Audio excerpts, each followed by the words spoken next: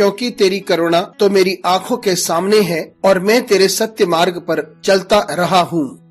बृहस्पतिवार 14 अक्टूबर 2021।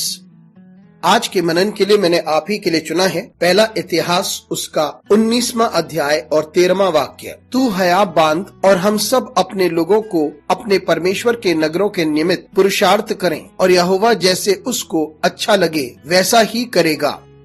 आपका दिन आशीषित हो। मित्रों, जब हमारा अपमान होता है, हमें चुनौती दी जाती है और हमें नीचा दिखाया जाता है, तब हम अवश्य लड़ें, लेकिन याद रखें हम परमेश्वर पर ही निर्भर हों अपनी विजय के लिए। आइए इस वाक्य पर मनन करते हैं। आज की सुबह का विषय है लड़े लेकिन परमेश्वर पर अपनी निगाहें टिकाए रखें।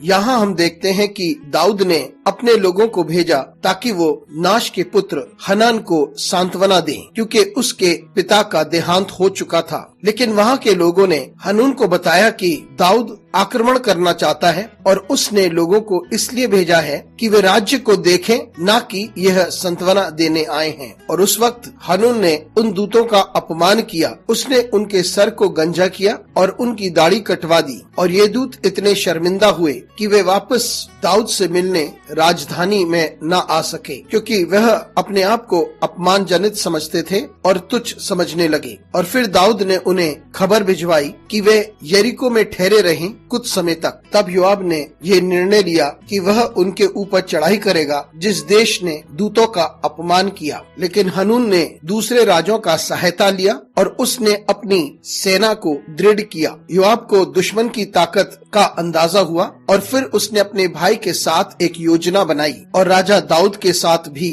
और फिर योआब ने ये शब्द कहे, हम इन शब्द को ध्यान से सुने। योआब ने अपने साथ योद्धा जुटाए, उसके पास एक योजना भी थी, फिर भी उसने परमेश्वर को निहारा। और यहाँ हम देखते हैं कि वे बात करता है और वे अपनी सेना को प्रोत्साहित करता है और उनसे कहता है कि वे युद्ध को लड़ें और वे हया बांध कर लड़ें, लेकिन अपने लिए नहीं, लेकिन उस जमीन के लिए जो परमेश्वर की जमीन है और उन लोगों के लिए जो परमेश्वर के लोग हैं। और फिर परमेश्वर पर छोड़ दें कि वह सही निर्णय ले। उसने कहा हम लड़ेंगे, लेकिन जो परमेश्वर को अच्छा लगे वो वैसा ही करे, क्योंकि हम विश्वास करते हैं कि परमेश्वर हमारे साथ न्याय करेगा। विशेष रूप से जब हमारा अपमान हुआ है, जब हमारा तिरस्कार हुआ है, इसलिए न्याय के लिए हमें लड़ना चाहिए और तब परमेश्वर अवश्य हमें विजय देगा। मित्रों, जब आप ऐसी परिस्थितियों में से होकर गुजरते हैं तो आप हया बांधें, लड़ें, लेकिन फिर ये याद रखें ये परमेश्वर ही है जो आपको विजय देगा। जी हाँ, दाऊद और उसके लोग विजय हुए।